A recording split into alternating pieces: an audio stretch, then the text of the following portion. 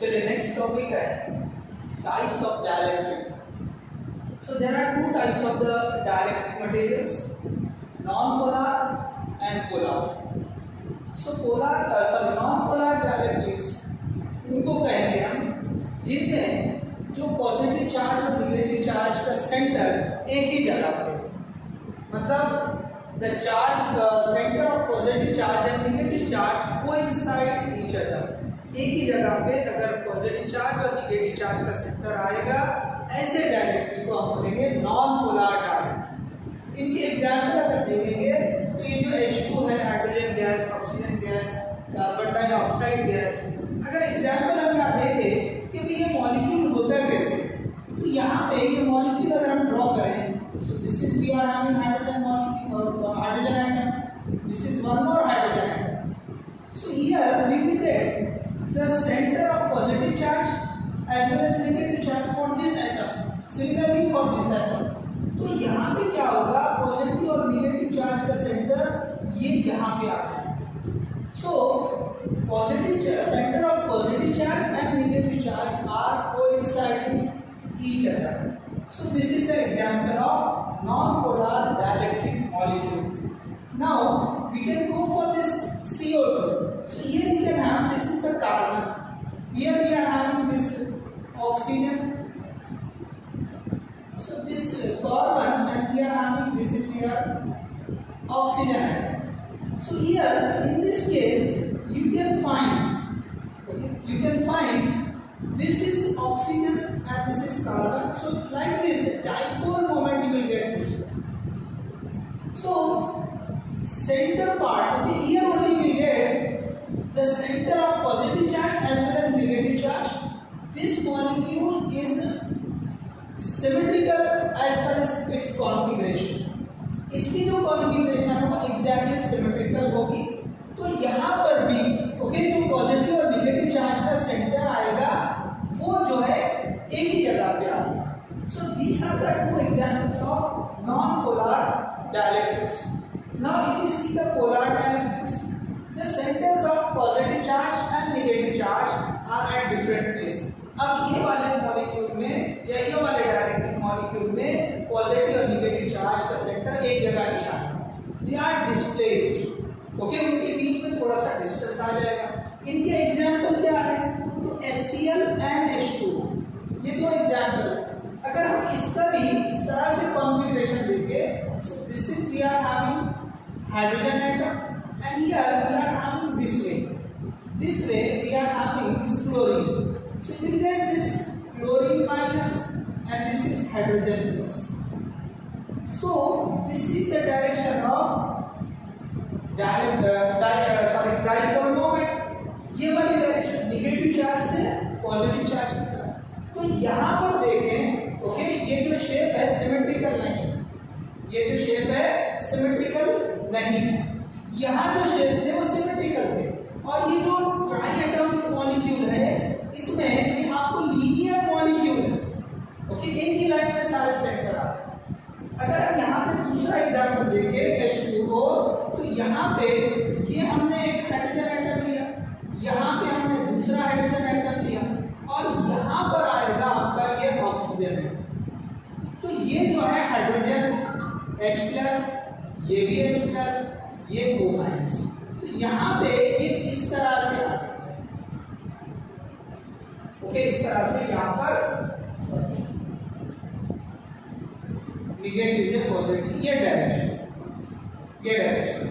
तो यहाँ पर ये अगर हमने डायरेक्शन देखा जैसे ये दोनों को मैंने ड्रॉ कर दिया, तो इसका जो रिजल्टेंट होगा ये वाला है. सो this is the net dipole moment. Okay, ये वाली डायरेक्शन को हमने ये बता दिया, ये वाले को ये इस तरह बता दिया. तो इन दोनों की जो नेट रहेगी वो पी नेट बार होगी. ओके, पी नेट बार हो जाएगी. तो यहाँ पर ये जो सेंटर्स होते हैं ये सेम जगह पर नहीं आएंगे, यहाँ पे डाइपोल मोमेंट रहेगी, यहाँ पे डाइपोल मोमेंट नहीं रहेगी. इसी पॉइंट को लेके लिखा है next one, in the absence of electric field. अगर हम इलेक्ट्रिक फील्ड नहीं लगा रहे हैं, हमने डाइलेक्ट्रिक मटेरियल रखा है फॉर एग्जांपल नॉन पोलर, और वहां पे इलेक्ट्रिक फील्ड नहीं लगाई है, तो तो क्या होगा कि इंडिविजुअल अगर एक मॉलिक्यूल की बात करेंगे तो उसकी डाइपोल मोमेंट जीरो हो जाएगी। तो यहाँ पे हम लिखेंगे, चलो यहाँ लिखते हैं p bar is equal to 0। ये वन मॉलिक्यूल के लिए लिखा हमने।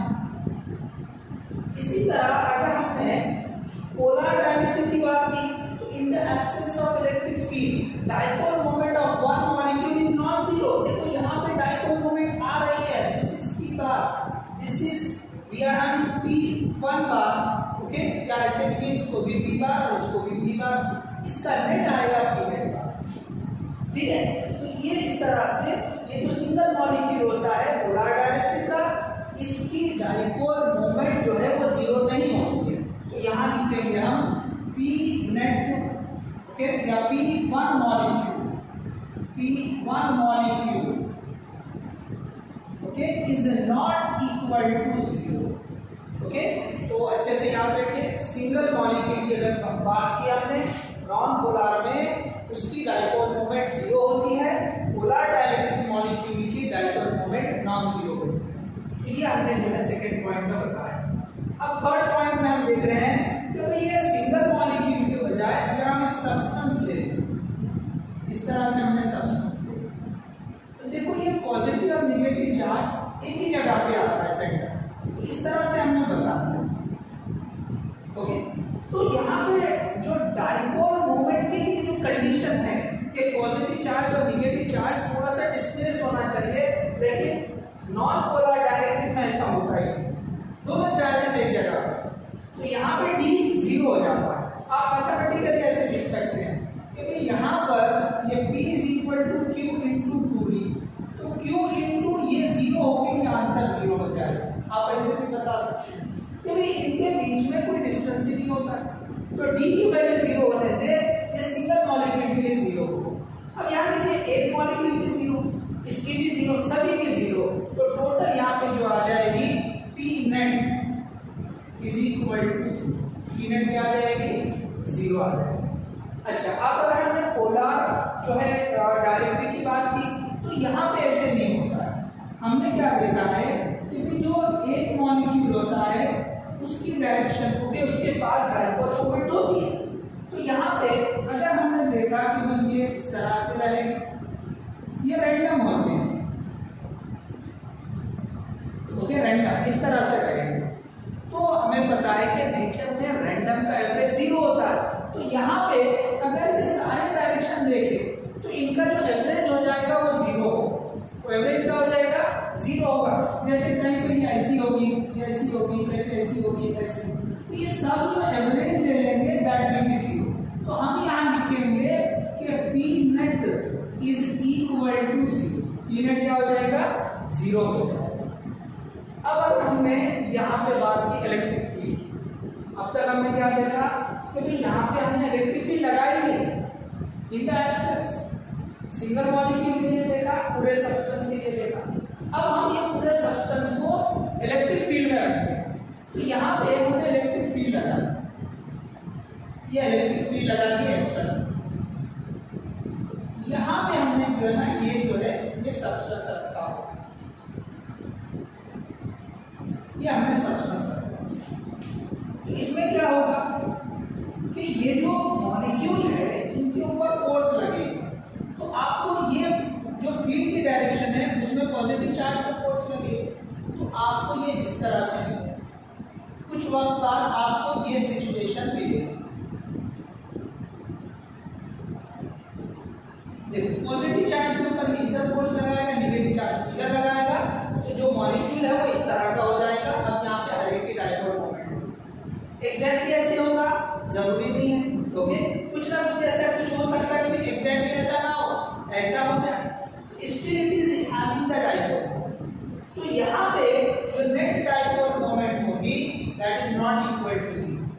अब यहाँ पे क्या होगा, देखो ये इस साइड में देखो पॉजिटिव चार्ज आ गया, इस साइड में नेगेटिव चार्ज आ गया, ये आपने एक्सटर्नल बता दिया। इसी तरह यहाँ पे इंड्यूस भी आ जाएगा। तो यहाँ जो ई नेट होगी, okay, E net is equal to E external minus E induce हो जाएगी, ओके, ई इंड्यूस।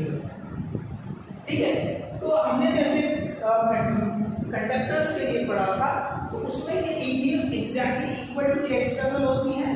तो हमने पिछले जो है पिछले पार्ट में हमने देखा था कि जो डायइलेक्ट्रिक्स होते हैं उसमें जो इंड्यूस होती है इलेक्ट्रिक फील्ड वो इसके बराबर की होती है एक्सटर्नल फील्ड। ठीक है, यहाँ पे कुछ ना कुछ हिस्सा बच जाएगा।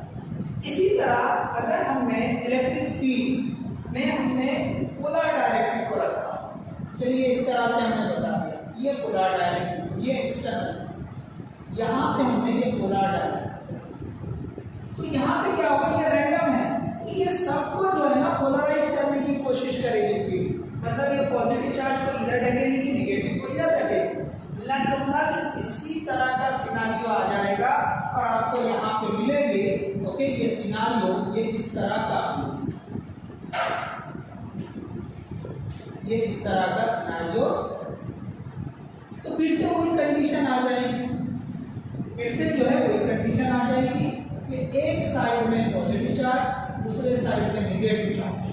तो यहाँ पे ये ई एक्सटर्नल और ये जो है ई इंड्यूस, सो फिर से वही होगा, ई नेट नॉन जीरो रहेगी, E external minus E induced that is not equal to.